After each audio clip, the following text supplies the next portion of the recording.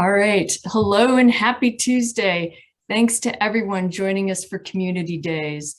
I hope you were able to watch our President and CEO, Jan Wolfe, deliver the opening remarks earlier today. His presentation was filled with interesting insights and updates. If you missed it, I encourage you to watch at some point. My name is Veronica Cotter, and I am the Education Development and Western Region Manager for Hahnemühle, USA, and I'm based in Los Angeles. I am delighted to introduce Eric Joseph, Co-President, Chief Products, Education, Sales and Support Officer with Freestyle Photographic and Imaging Supplies, also in Los Angeles. Eric has had an interesting and impressive career in the photo industry. Later this month, he will celebrate his 36th anniversary with Freestyle. Eric and I have known each other, I think, for at least 25 years, and I consider him a very good friend. Like many of us, Eric started in analog and over the years transitioned into digital. 12 years ago, he started exploring the potential of digital imaging. As he increased his knowledge and expertise on the subject, he transitioned into teaching, creating classes focused on color management, monitor calibration, paper choice, and excellence in fine art printing. Eric has traveled the country, sharing his World of Inkjet series with workshops and numerous colleges and universities, galleries, camera clubs, nonprofit organizations, and trade shows. He teaches several classes for the LA Center of Photography and offers a remote inkjet paper psychotherapy session. I could go on, but I want to make sure Eric has enough time for his extremely informative presentation, The 6 Steps to Making Perfect Inkjet Prints. If you have questions, and we certainly encourage you to ask questions, don't hesitate and put them into the Q&A section. And now, Eric Joseph. Wow, Veronica, thank you for that great introduction. Now I don't have to do it. Oh, no. It's your turn now. I've been actually watching all of the other presentations this morning, and wow, they're really great, really informative, great background about the history of the company. I've even learned things, and I'm an industry insider, and so there's a lot of tidbits of information there I think are fascinating. And to me, knowledge is power. And one of the things that I've found out over the years is that our industry has not done one really good thing, or one thing that I think it should. They spend a lot of time talking about cameras and lenses and posing and lighting, and they're really great at selling us stuff, cameras and lenses and printers and paper and such.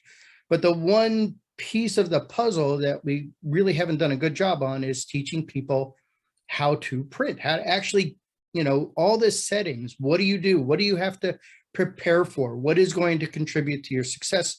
So this class that I've put together, which is unique for this particular event for Hahnemühle, is called the 6 Steps to Making Perfect Inkjet Prints. I'm going to start sharing my screen here. And you're going to see a big Veronica head. Oh, no, there's my presentation, right? So Veronica, you see the starting of my presentation, correct? Good. Yes. So this is kind of tailored for Hahnemühle, and I do this event, I do this class a lot of different ways. So it is very full with lots of information. Like Veronica said, I'd like you to ask questions, and she will kind of interject at the end of each section. So just real briefly about Freestyle. We're based in Hollywood, California. We just celebrated our 75th year anniversary. We have a very long history and legacy in the photo industry. And we're not a consumer electronics store. You're not really going to come to us for cameras and lenses. Basically, if we were to synthesize or distill our mission in terms of the products we carry, is if you are a person who wants to make an image on a piece of paper yourself, whether it's darkroom or digital, that's what we do. So we, on the analog side, we sell film. paper chemicals, enlargers, all the equipment to process your own film and make prints on an analog or traditional wet darkroom side. We sell historical process products and papers. And on the digital side, we basically we sell monitors, calibration devices, paper, printers, ink, all the accessories to go along with your printer. And we also have the education to support you in your endeavor of wanting to make beautiful fine art inkjet prints. And that's where I come in. I spend a lot of my days working with people from all over the world, whether it's amateurs, or people who don't know, even what a USB cable is. I deal with colleges, universities, commercial labs, advanced amateurs, and all the way up to some of the most top professional photographers in the world. So our website is www.freestylephoto.biz, and my email address is etjoseph@freestylephoto.biz if you'd like to contact me for further information. So these are the 6 steps. And this particular presentation, like I said, is focused on the paper part of it, on Hahnemühle as a brand. We do carry these other brands of paper. And this is really the things that I feel you need to prepare for and be aware of if you're going to make really great inkjet prints. Yes, you can buy paper, you can buy the printer, you put everything on auto, you'll get something out of the printer. My focus is to give you the knowledge that's going to allow you to make the very best prints, allowing you control, allowing you predictability, and avoid all the pitfalls that people have fallen into that discourage them from making beautiful prints. So the 6 steps are: number 1, choosing the right monitor to view and edit your images on, calibrating your monitor, which is a very important step that many people ignore.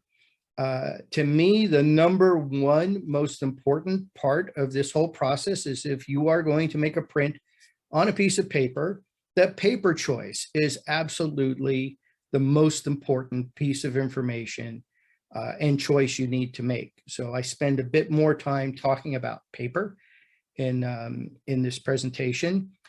Printer, you know what? We have beautiful printers.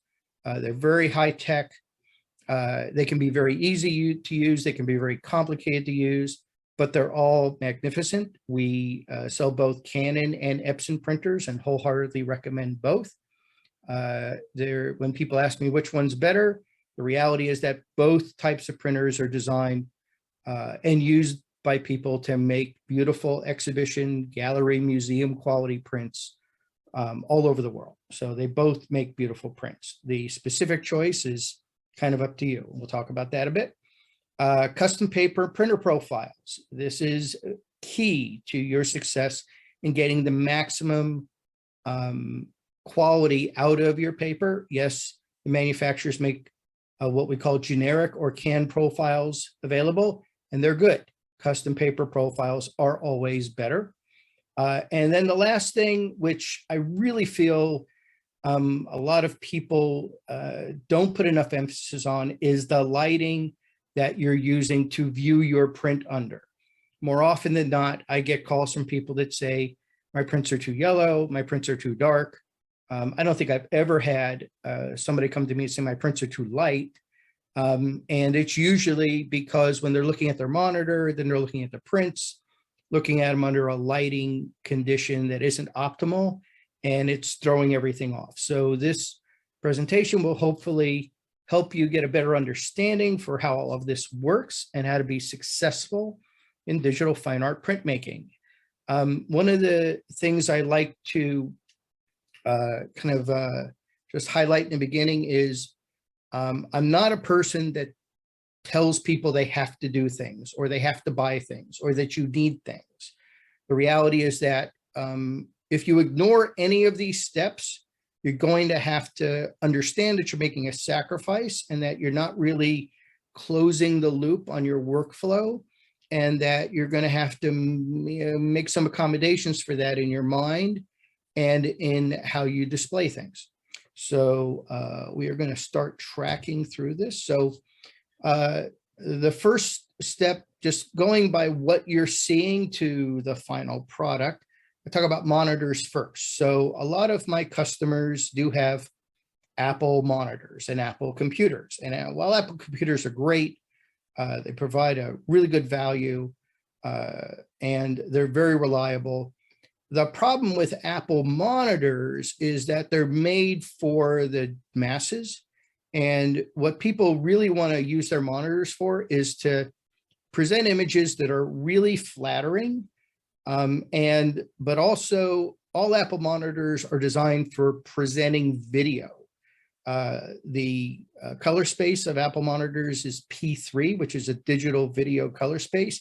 It is different from the color space that our inks are designed to be used, which is the color space Adobe RGB 1998. So BenQ is the brand that we sell. Other brands would be NEC or ISO. And you want to, this is the SW series, which is specifically designed for photographers who want to print images.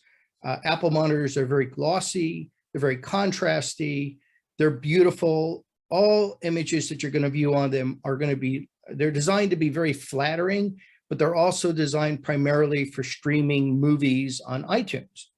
So they're not really representative or going to be as accurate as one of these monitors. So this is something that you could plug into your laptop, or you could plug into an iMac and use it as secondary or extended monitor. The monitors are flat matte. They're very evenly illuminated, and all the monitors in this series that you see on the screen come with a viewing shade, as they call it, which focuses your eyes on what you're doing.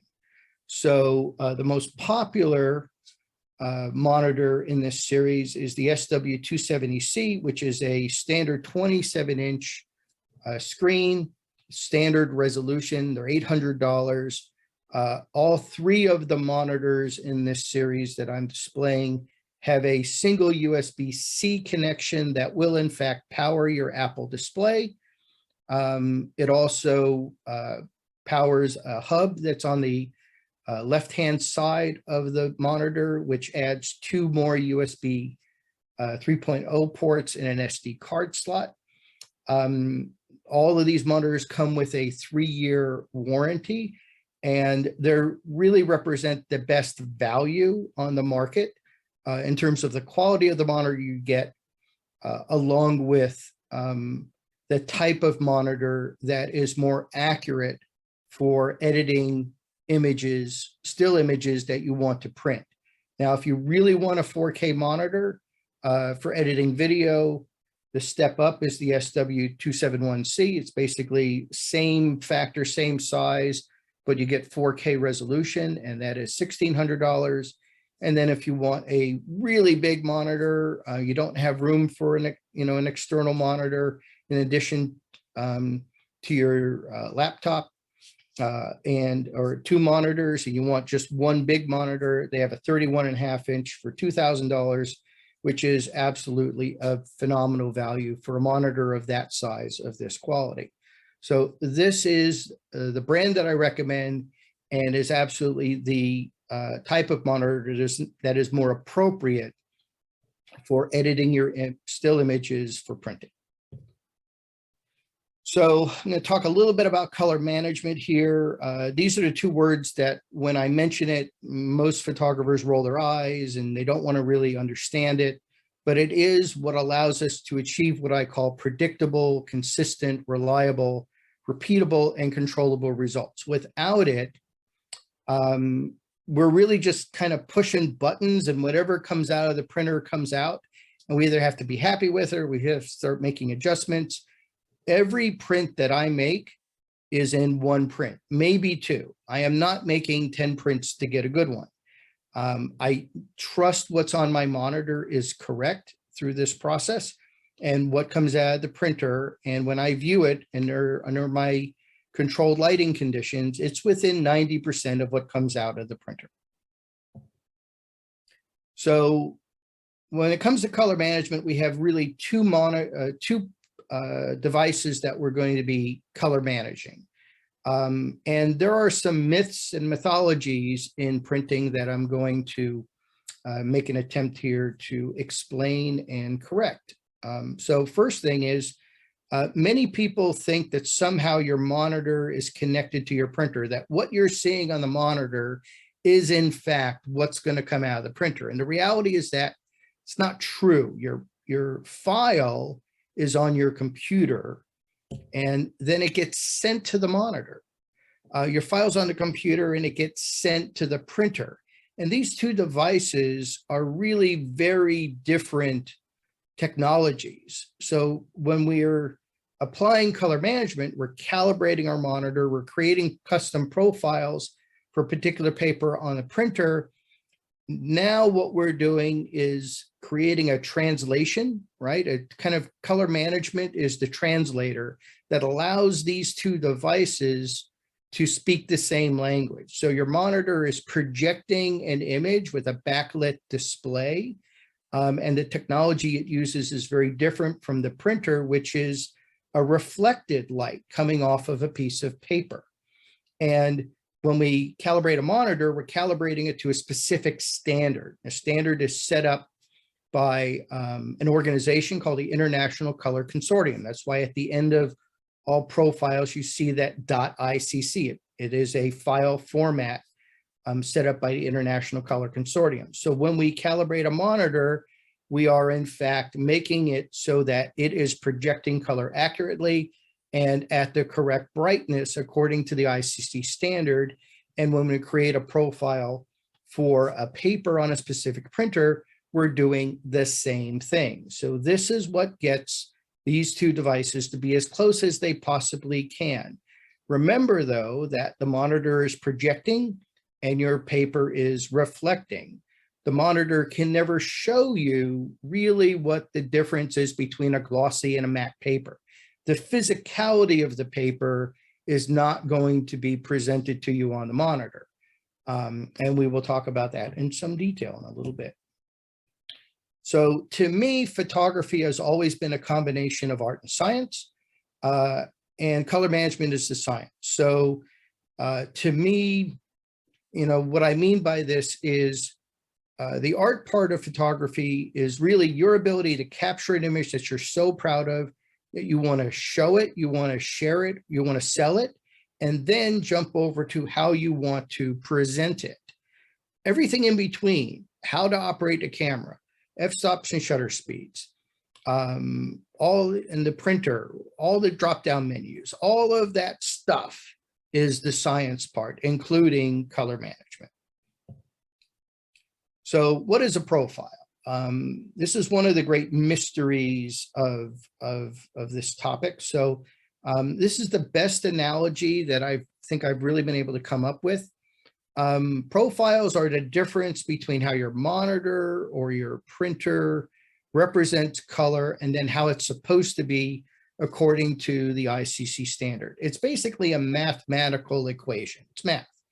So my analogy here is going to the eye doctor. So you go to the eye doctor and you take a test and you read a chart, you put your head in a machine, and your ophthalmologist or optometrist comes up with a prescription, and your pair of glasses is a custom profile for your eyes. These are the difference between how your eyes see and how they're supposed to see according to the medical standard of 20/20 vision. If I give you my glasses, and you wear glasses, of course, what are the odds that we have the same prescription? It would be pretty low. So the whole point of going through this is just like your eyes. I have a pair of glasses that corrects my vision. Even if it was slight, I could still have a pair of glasses. As I get older, my eyes are worse and worse, and I always have to reprofile or go to the doctor and get a new prescription. So it's important to also do this periodically. So the device that I recommend is the Calibrate Color Checker Display Pro. This used to be known as the X-Rite i1 Display Pro. It's been around for a very long time. It's been a year now since there's been a changeover in branding. It's really the exact same device it always has been, just with a new brand name. So if you have an old X-Rite device and you want to use it with the new Calibrate CC Profiler software, you can. If you have a new CC Pro, Calibrate Color Checker Display Pro, you can use it with X-Rite i1 profilers that are interchangeable. So as far as you are concerned, it's just a brand change. This device sells for $279, and it is the best device on the market that I've been able to find that will calibrate your monitor professionally and allow you to not only calibrate it well, but validate the calibration afterwards and know that it is in fact correctly, that procedure has been correctly initiated. So there are less expensive devices on the market that kind of take you through a wizard, but the variance that is set in the software is so great that it could be beyond what I would consider accurately calibrated and still pass. And to me, that doesn't help. So this is really the minimum device that I recommend. And when you purchase it from Freestyle, it comes with a 27-page, literally step-by-step hard copy manual written by me that takes you through every single screen. It's not 27 pages, little lines. It's big screenshots with big circles that say, click on this button, go to the next page. I've written it so that anybody who wants to calibrate their monitor, even if you've never done it before, can calibrate your monitor successfully. And if in fact you get into trouble, my email address is on there and you can contact me and I will help you. So this is a great device and one that I wholeheartedly recommend. So just a little bit about color space, because this also is very confusing. All right. We Eric? have, yes. So I think you covered this, but I just want to double back a second here. There were two questions, both about, one was, what about Color Monkey? And the other, how does this compare with Data Color Spider X Elite? Two very good questions. So number one, I'm not a big fan of the lower cost products like the Color Monkey. These products were designed as an entry level into calibration. And I really like to promote the professional level in terms of calibration. The Color Monkey and similar lesser expensive devices will take you through a wizard, and at the end you will pass or fail. The problem with the pass is that you can be off by a greater variance than what I would find acceptable, which is 2%. You could be upwards of 15% and it will still pass. And to me, the human eye can see more than 2%. So I don't really subscribe to those lower price products. If you want to use it and it works for you, use it. For me, this is all about obtaining predictable, reliable, consistent, and controllable results. And whatever you have to do that, please do that. So if you have a Color Monkey and you're happy with it, by all means, but I prefer to spend the extra $100, step up to the better device that has more features and allows you to actually validate the profile at the end.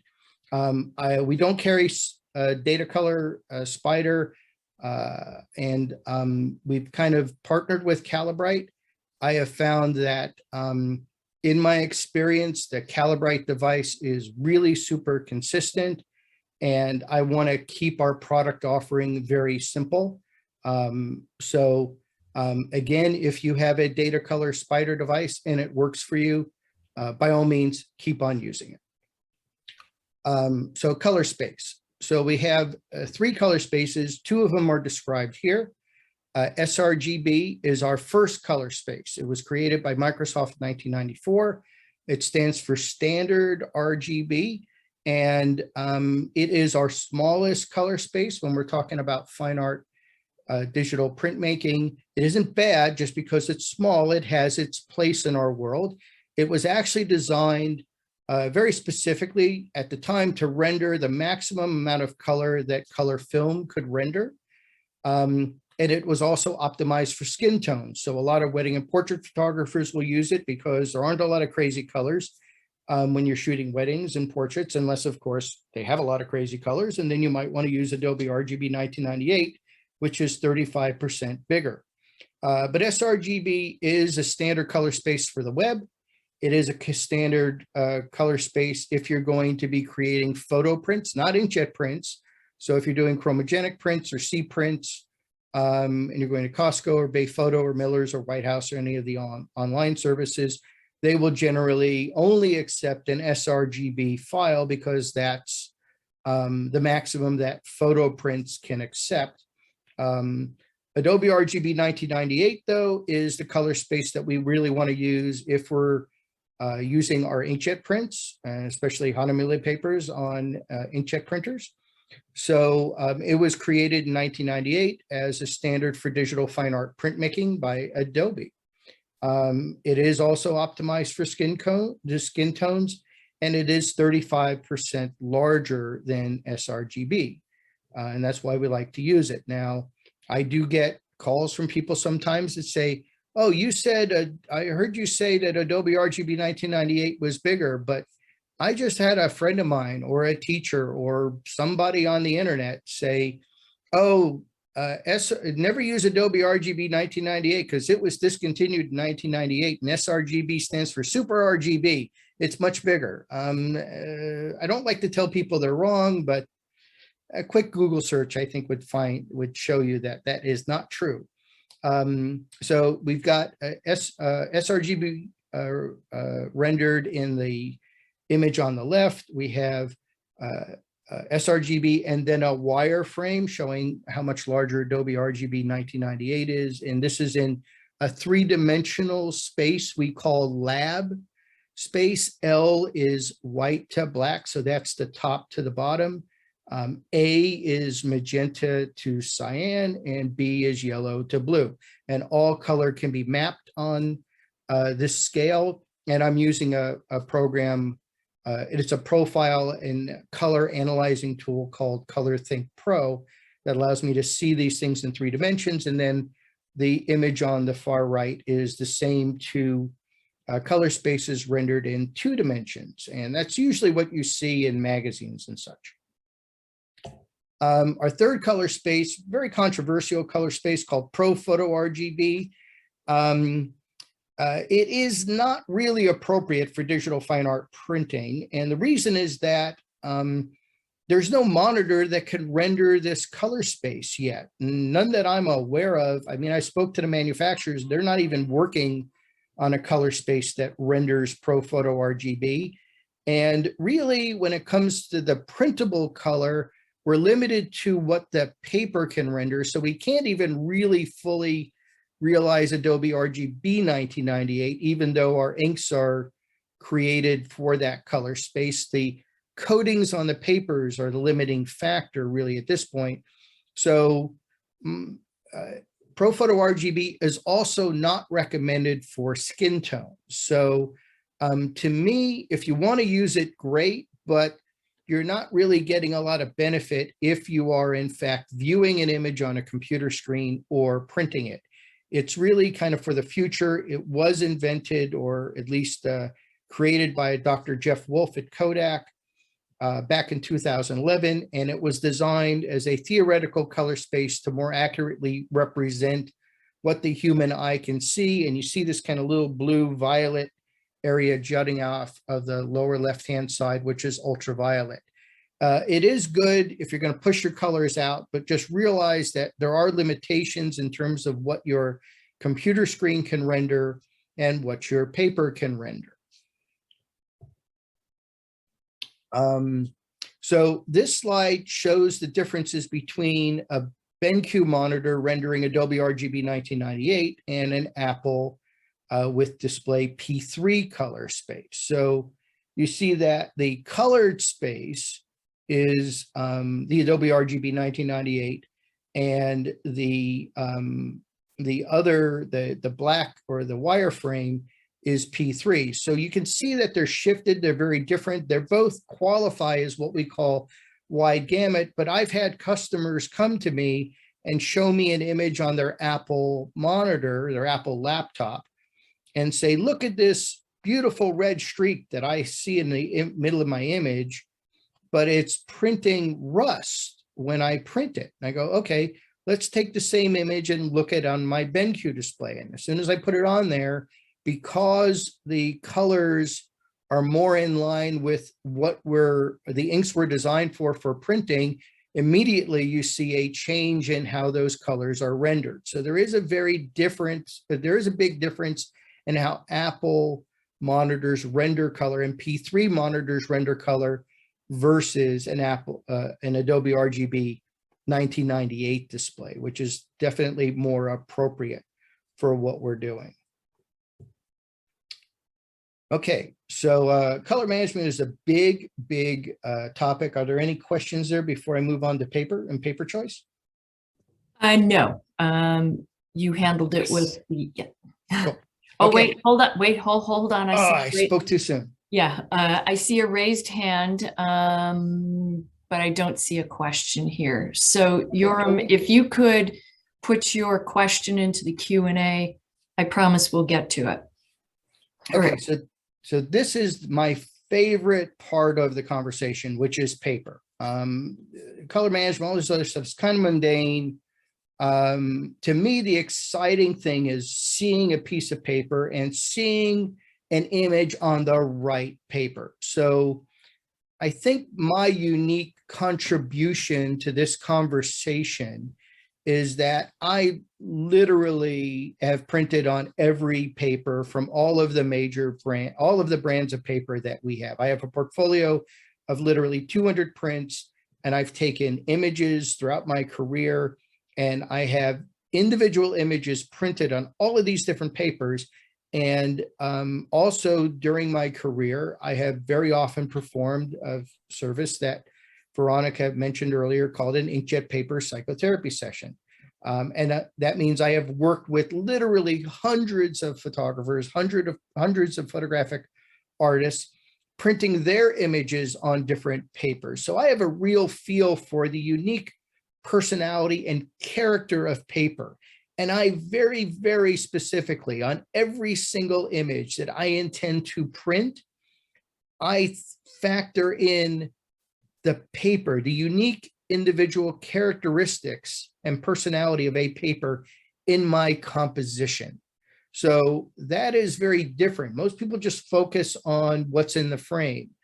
All of my prints are, when I'm composing my image, I am thinking about the paper that it's going to go on. It's actually part of my composition. So when I talk about paper, I immediately start trying to help people understand the basic differences, right? So to me, we have two different types of paper categories. I'm not talking about canvas.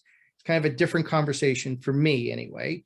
While it is part of the conversation, Hahnemühle does have canvas. We're going to focus more on the paper part of this. So we have what we're called photo-grade general purpose papers, which are resin-coated papers and inexpensive or less expensive matte papers. Evelyn talked about these in her conversation, her presentation earlier, that she did a really good job at really describing each Hahnemühle paper. So I don't have to.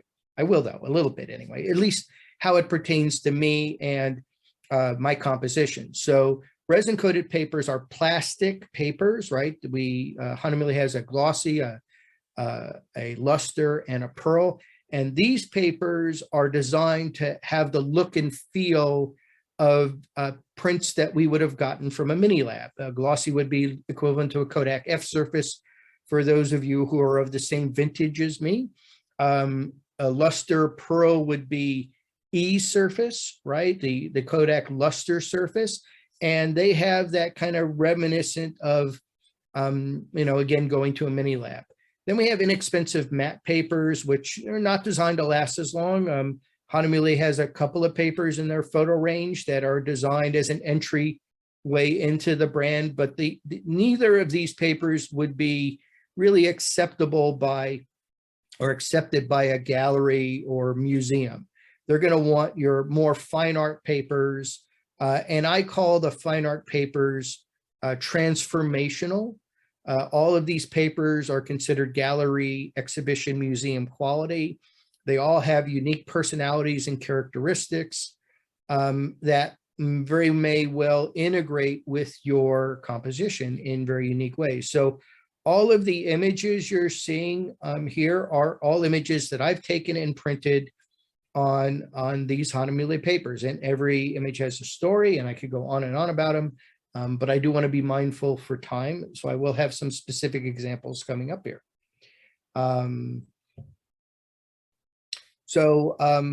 There are within those two categories some interesting groupings of products. One is called Baryta, and I love talking about Baryta because it is absolutely the most mispronounced word in our lexicon of terminology. And I love the various ways that people have tried to pronounce this type of paper. It's really what's in the paper. So the correct pronunciation is Baryta.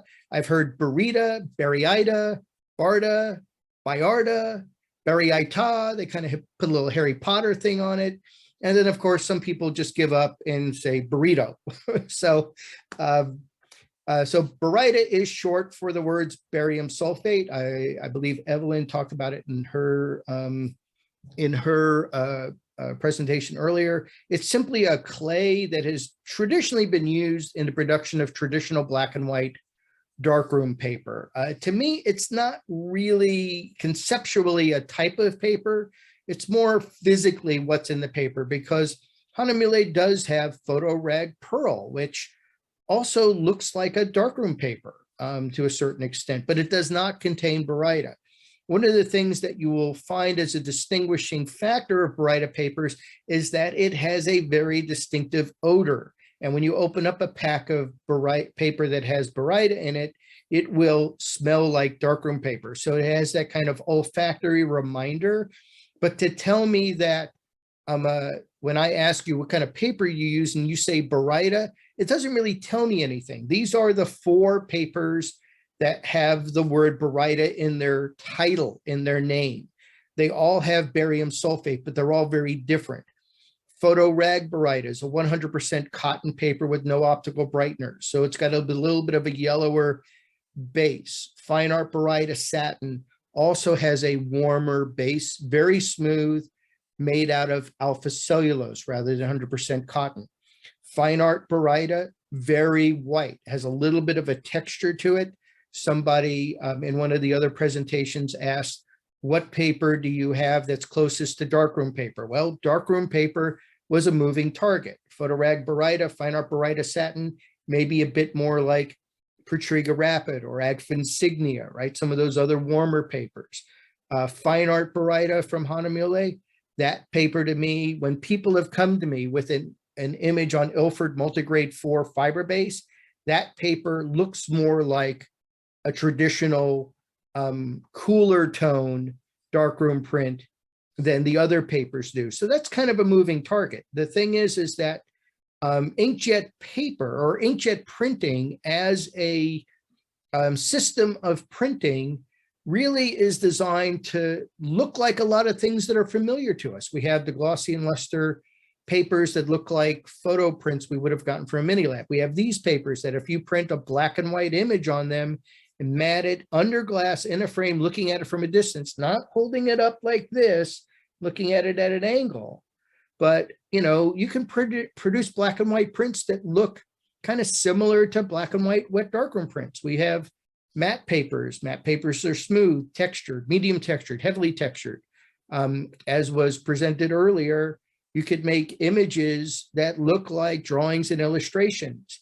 And then we have canvas. So we could make images that look like, or photographs that look like oil paintings. So we have this very flexible system, and Hahnemühle certainly has something to offer for everybody. So, and then the last paper here that has the word bright in it is Bright FB. Now, I didn't include it, but the Hahnemühle Photorag Metallic also has Baryta in it, even though that's not in the name, because that would be a very, very long name. Hahnemühle Photorag Metallic Baryta. That would be awkward.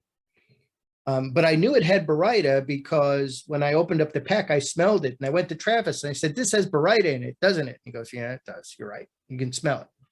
So one of the myths and mysteries of inkjet paper is these letters GSM.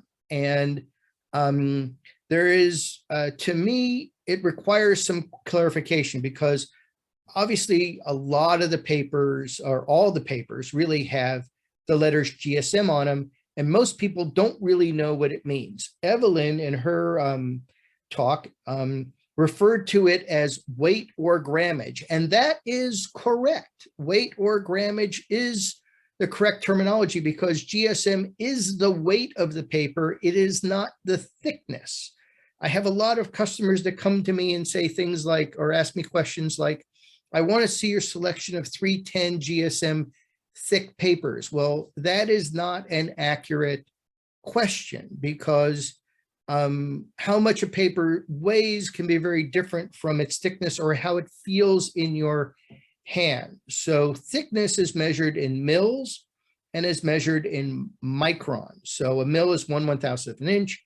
Micron is 1/1000th of a millimeter. GSM is how much, if you had a square meter of the paper, how much it would weigh. So Hahnemühle has a paper called Photo Pearl, which is 310 GSM. It is a resin coated paper, which means it's an alpha cellulose base, and it's sealed by a coating of resin. And then they have William Turner, which is also 310 GSM, but it's 100% cotton. It's a very heavily textured paper. The resin coated paper is a very dense paper. It's much thinner than William Turner is physically. William Turner as a mold made paper, as you saw in Joe and Travis's presentation, it's woven fibers that have come together. So that paper is going to have an apparent heavier feel to it as a 310 GSM paper than the resin coated. I've had people come up to me when I have prints on a table, and they'll come up and they'll feel all the papers and go, watch this, Eric.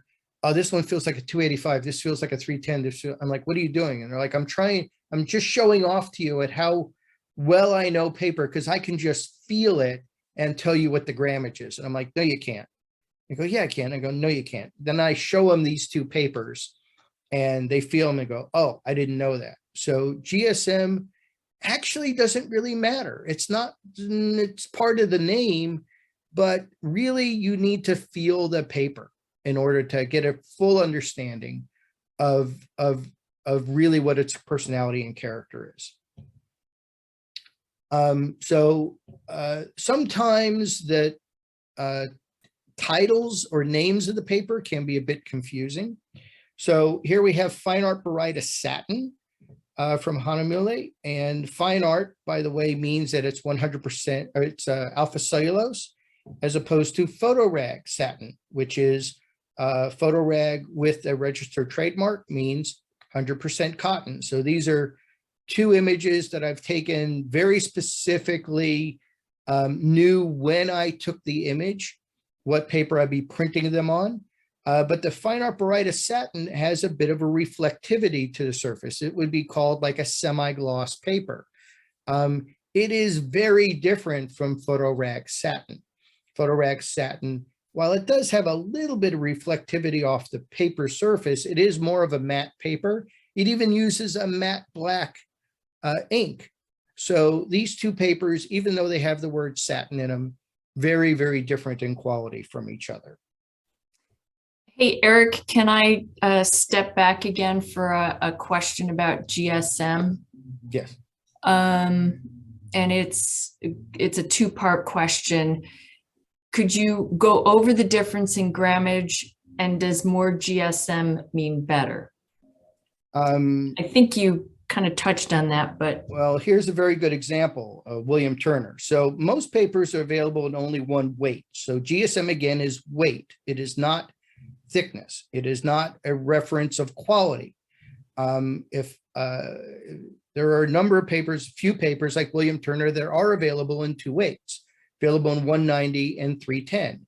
I could print the same image on both of them and they're going to look very similar. It might be a slight difference in texture at between the 190 and 310 because of the difference in the physical thickness, because it's the same paper in two weights.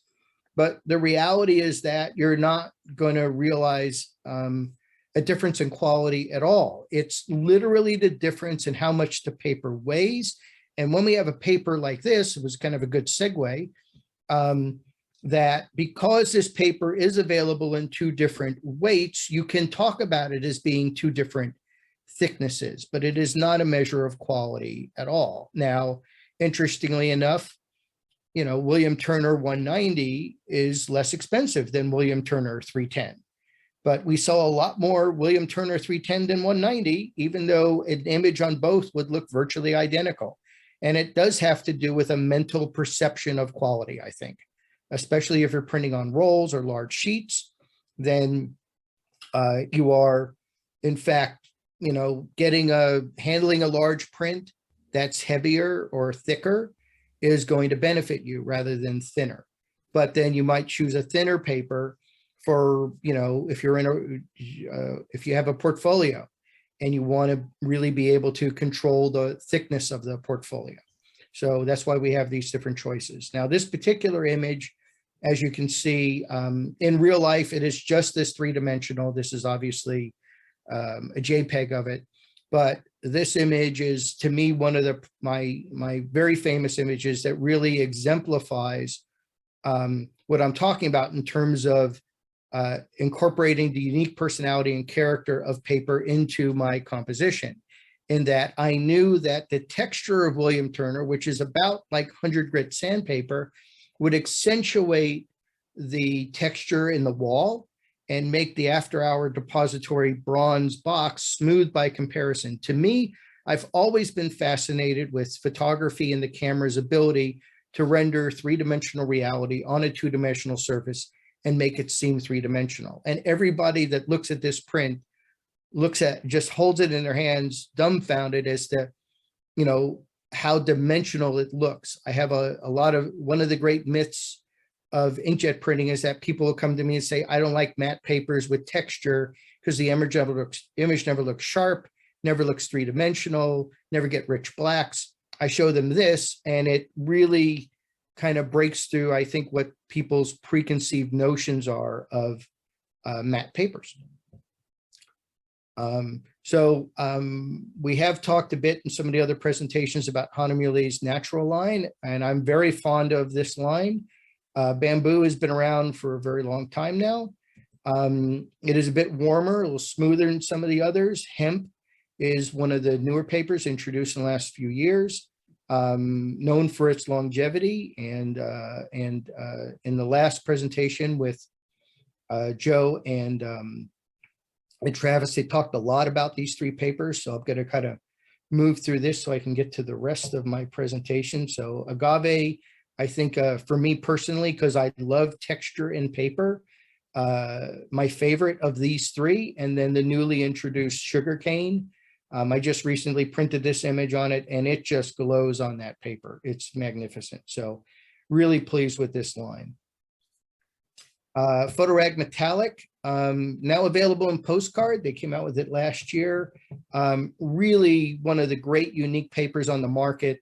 Everything, I say everything that kind of comes out of the, you know, out of your printer looks like a Christmas present. It just shimmers. There's a depth and dimension to how color reflects off of it. It's just a gorgeous paper. It's great for color, great for black and white. The silver base, you know, if you start comparing against other papers, you go, oh, the silver, but very oftentimes I cut the base off, the white part off, or the silver part off, and it just looks like it came off of some really expensive printing press. So really, really, I recommend this paper a lot to people. For some people, they love it. It's the paper they've been looking for their entire lives. Other people, they're like, it's a little too much. So it's all about personal preference when it comes to paper choice. And it's really hard to answer the question, what paper should I use, right? Because it is personal. And for me, it really has to do with your unique artistic signature. So we do have a service that I perform all the time that answers the question, what inkjet paper should I use? It's called an inkjet paper psychotherapy session. If you go to our website, type in the word psychotherapy, you will be able to bring that item up. You could also email me for more information. Basically, what happens is you would order it on our website. We charge $99 for this service. We would set up an hour conversation talking about your history with printing, what you think you like and don't like. And then we would come up with a list of 8 papers that I would then take an image that you would send to me, and I would print them on one printer, all with custom profiles, send those prints back to you in the mail, and then we would have another follow-up hour conversation to talk about the results and really noodle out what it is, what paper is right for you. I can't answer that question for you. Your images are probably beautiful. They would work on any paper. Now it's a matter of refining that and coming up with a personally curated selection of papers based on a conversation with somebody who knows paper. And then you get to get those prints and go, yes, I like that one based on your personal taste. So I'll talk just a little bit about printers. So we carry both Canon and Epson. These are some things to consider. I mean, the reality is that all printers are great. Nobody makes a bad printer anymore. Some people have been very shy about printers because of the past where we had a lot of clogging issues. Printing it can be complicated, but I am personally here to help you. One of my roles at Freestyle is to help people figure this out and come up with a workflow that's right for them. I can make this as simple as I can, have one paper. We could create presets within the drivers, just have you choose the presets, push print. I could also make it really super complicated because these devices are created by engineers and they want to give you every single feature. So I'm going to give you some things to think about here when you're considering a printer. Number one, what size do I want, or prints do I want to make? Essentially in this category, I recommend the 13-inch printers and then the 17-inch printers, which are essentially going to be on a desktop. Do you have room on your desktop for a printer, and how much room is that, right? How often will I be printing? And the reason why I ask is that a lot of people will buy a printer and then they won't use it. They'll plug it in, they'll start it up.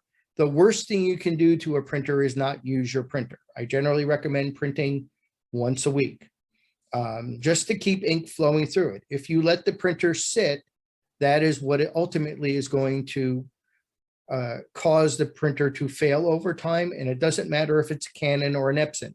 I tell people the more you use your printer, the more use you will get out of your printer. The less you use your printer, the less use you will get out of your printer. So these printers, and the ones I recommend are pigment printers, not dye printers. Our market are the people that want to make gallery, exhibition, museum quality prints. So the printers that I'm showing here in the desktop, while we do carry some others, these are by far the more popular. Pigment-based printers are going to last longer than the prints made off of a dye-based printer. Now, the sacrifice you make on a desktop printer is that the ink cost is higher than the larger freestanding printers. Now, these printers, while they're more expensive, they're not that much more expensive in that your cost per milliliter for ink is less and the speed in which you can make prints is faster. You also have the convenience of being able to print on a roll, and you have the convenience of being able to print larger. But there are pros and cons. You can't put little tiny pieces of paper like 4x6 postcards in these big printers. You're limited to a letter size sheet of paper. Offline, if anybody has questions, by all means, you can email me. There's also, I have an article on our website, which is, people are always asking, what's better, a Canon or a Epson printer? Well, I've written an article. It's very even. They're both great. Now it depends on which one kind of more matches your lifestyle and the type of printing you want to do. And some people just like the Canon better because it's black and it's got a red line on it. And some people like the Epson better because of the way it looks. But there are some differences, and we can talk about that offline. So Eric, we're at about 5 minutes, 4.5 minutes, and we do have one question, but I just wanted to be the timekeeper here. Okay, thank you. Okay, I'm gonna move. So one of the things that I find really interesting is that as a industry, as a market, a lot of people will spend a lot of money learning how to use their cameras, learning how to pose, learning how to light. And there aren't a lot of resources to learn how to use your printer. And to me, it's really kind of the missing link. And that's, again, where I come in terms of training. When you buy a printer from us, we have a setup fee that allows you to have access to me for at least 2 or 3 hours while we're setting up the printer, helping you load your drivers, how to learn how to use the printing interface. And then we also offer one-on-one mentoring sessions as well and charge by the hour. So learning to use our printers and how to use a printer driver properly is necessary as learning how to use your camera. Canon, when you buy a Canon printer, all of the newer image Prograph series, they offer you this free program called Canon Professional Print and Layout, which is very orderly in terms of the options that you need to choose. You can save presets. You can also print multiple images and lay multiple images out on a page very easily. You can use it as a standalone application to drag and drop images into it, and as a plugin for Photoshop and Lightroom. This is by far much easier to use than going to File and Print and going into all of those different drop-down menus and such. Epson has also created Epson Print Layout for Epson printers. Now, the Canon driver can only be used on Canon. Epson can only be used on Epson. Epson is a little more simple. You don't have as much flexibility in creating multiple images on a page, although you can go in and do templates. I find that the Epson is more of an easy button for printing. So if you do choose an Epson printer, this is available to you, and it can be used as a standalone application as well as a plugin for Photoshop, and you can export to a file and then have Lightroom open Epson Print Layout as an application. Okay, so it isn't a direct plugin. So now we're down to 2 minutes. So I'm getting there. I'm almost done. All right, cool. Okay, so custom paper profiles. So here's an image that I would have created on a paper with a generic profile. And then no two printers are the same. Every paper has a unique color fingerprint. So we create custom profiles. So the first image you see is kind of green. The next image is very neutral. How this is accomplished is we have a custom paper profiling service where you would print out patches on your printer under special directions. We would scan them in. And with this device, which is the best color printer paper profiling machine on the market, and this now maximizes the color coming off of your printer, neutralizes the grayscale, and gives you the best results off of your printer. Here's a friend of mine, Osceola Refetov. He had this beautiful image with all these crazy colors. It was printing like that.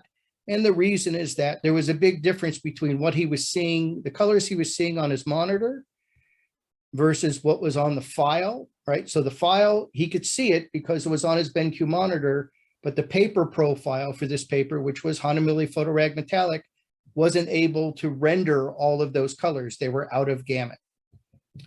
And then here's the last part.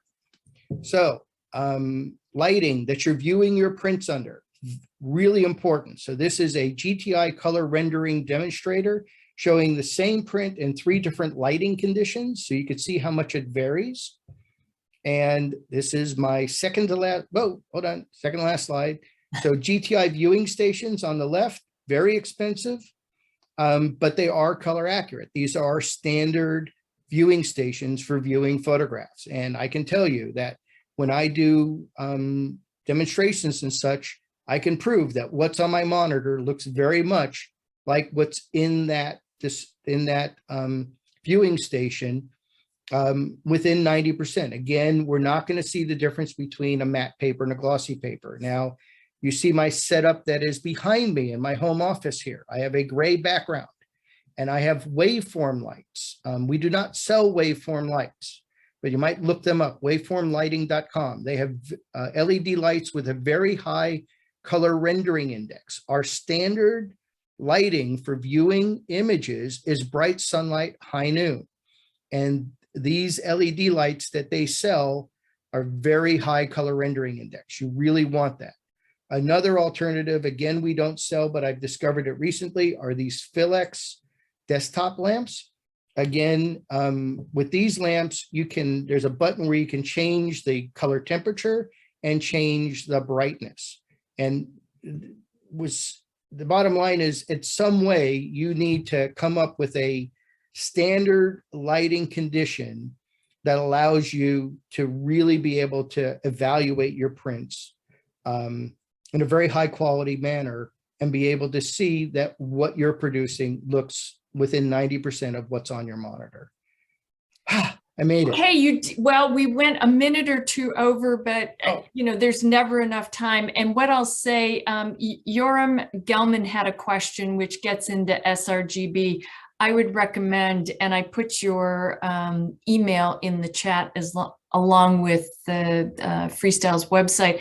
I would encourage people to take a screenshot of this so that they have both. And Eric, I can't thank you enough.